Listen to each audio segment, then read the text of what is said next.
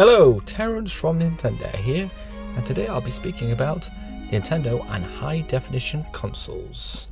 Yes, it's hard to believe, but there has now been nearly 3 generations of Nintendo consoles that have had high-definition graphics. Now it's hard for me to say that as I came from the SNES era, so I've already experienced 3 generations of sub-HD graphics, with the SNES, the GameCube, and the Wii. So in total, including the Switch 2, that will be 6 generations of Nintendo consoles I've really experienced.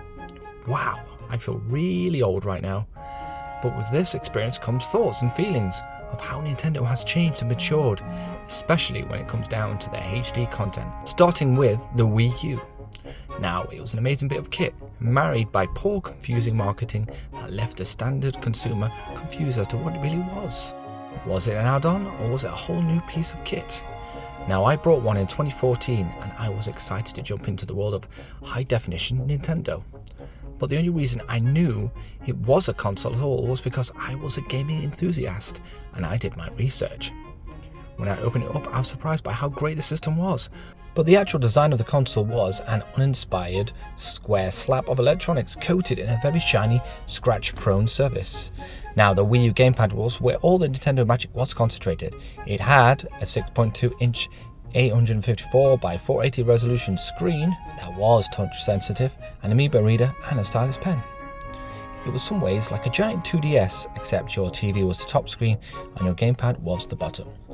Notably, it was the first high-definition Nintendo console to have gyro support. Now, games like Splatoon and Breath of the Wild really used gyro to its fullest. Aiming and shooting was a breeze. Holding the large gamepad almost gave you a feeling of balance, and it really helped with the tilting mechanic, while smaller gamepads with gyro today, due to its size, was a little bit more finicky to do in terms of tilting and getting that right feel to it.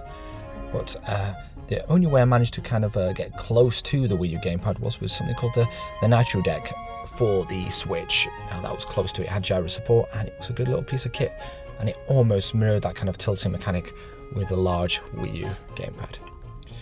Now, I really got into the Wii U gamepad with Splatoon, playing the mini games while you wait for the system to load you into a battle, and then checking to see how much area is splattered on the gamepad was really good. It really incorporated that gamepad really well. Games like WiiU did quite well with that, with their menu system where you could stop, but it was live, so a zombie could in theory come up to you and attack you while you go in your bag and check for supplies. But I feel like Splatoon did it better because I could play on the main screen, attack enemies, and then I could quickly glance at the gamepad and see, right, I've covered this area, maybe it'd be best if I move over to the right or the left or the top and get around the enemy and splat more here. It helped you strategize a bit better, to be fair.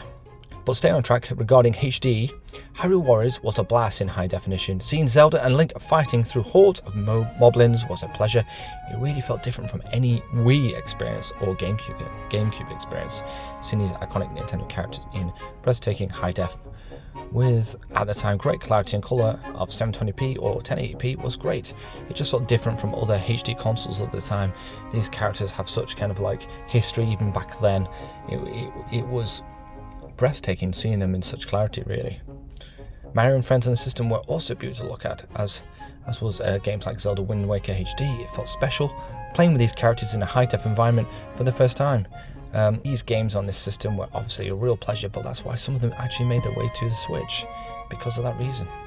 Even with these amazing games on a somewhat flawed system like the Wii U, it was an experiment. It was halfway between a console and portable that really never truly worked. I remember playing the Wii U on the toilet, on the gamepad, only meters away from my TV screen, but it began to glitch and stutter as the wireless connection struggled to maintain its connection, leading to weird glitching or downright blank screens, until the game popped back into life. A Switch experience, this definitely was not.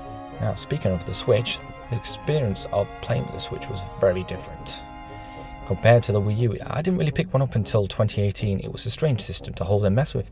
First part tablet, second part controller. We never really seen anything like it before, with its real sliding Joy-Cons and those vibrant blue and red hues. Somehow, Nintendo had made a boring tablet look iconic, injecting that trademark Nintendo personality into their tech. It was odd but compelling, seeing these games like Skyrim and Breath of the Wild running on its small 6.2-inch screen, but the ability to play them on the go in 2017 was simply mind-blowing. This was well before the time of the PC handheld. Seeing games like this on the go was far from the norm. Nintendo has struck gold, and third parties were doubtful at first, but they soon flocked to the system during its lifetime. Making the Switch a low-powered and diverse system with a great battery life and seamless transition to the TV via the dock, it seemed like magic when it was first released, and even now somehow it feels impossible, if not still a little bit magical, when you pop that in the dock and then suddenly it appears on the screen of your TV. It still gets me. Now, the graphical leap from the Wii U to the Switch was minor, but if you really looked at games like Breath of the Wild and Smash Brothers, you could see small changes like better shadows, slightly high quality graphics, or maybe even a higher resolution than its Wii U older brother. Now, features such as HD rumble and gyroscopes and the Bluetooth and NFC for Amiibo, all packed into these little tiny things called Joy-Cons. Nintendo had done their best to make sure these small controllers were versatile, and best of all, you could use them as independent controllers for multiplayer fun. While small and cramped for big hands, it meant for every Switch, technically, you had 2 controllers within the box, adding value to an already feature-rich and compelling mobile experience. The long battery life and good screen for the time really amazed me. I could play Breath of the Wild on a tablet, on the toilet, and I didn't have any glitching or any kind of issues. I had a high resolution on the dock, and while it didn't feel as comfortable as a Wii U gamepad, the Switch made up for this in versatility and its play anywhere capability. Winning the hearts and minds of gamers, Nintendo Redemption was complete. They were back, baby. Now, the Switch 2 is not out yet, but I feel this is a good analogy. The Switch 2 is like the Terminator 2 of consoles. It's bigger, better and bolder than the original. It's like the Switch has grown up. It looks more premium, overall larger, and more ergonomically kind of appealing because of that. Some people who had a Switch now are adults, and the Switch 2 reflects that in its no longer a kid's toy kind of premium product feel, and I think the price reflects that as well. Now, we've nearly got a nearly £500 system, to be fair. No doubt there may be a Switch 2 Lite that panders to the younger audience in due course, something with non-removable Joy-Cons like the original, just to ensure those little hands don't lose parts of the system. The new system has a 7.9-inch VRR screen, variable refresh rate screen, and more importantly, it has an NVIDIA chip capable of ray tracing and DLSS. It's basically an image enhancement technology developed by NVIDIA, and it helps lower resolution images look higher resolution, and it cleans the image up and allows the system to have a better quality image overall using less horsepower. Hopefully the power of DLSS will somewhat avoid the Switch 2 suffering from that lower resolution blurry smeary look that some so-called impossible ports suffered during the Switch 1 era, and that VR screen will help with the frame rate looking smoother with its variable refresh rate, something the Switch 1 is sadly lacking in. Another new feature is mouse mode, hopefully allowing for further ports of typical PC-only games. This time, Nintendo have really thought about third-party support. They have the power of that system and the power of mouse mode to incorporate plethora of third-party ports that may or may not have been possible on the original Switch. We are yet to hold the system in our hands, but I'm excited for the next generation of HD content from Nintendo.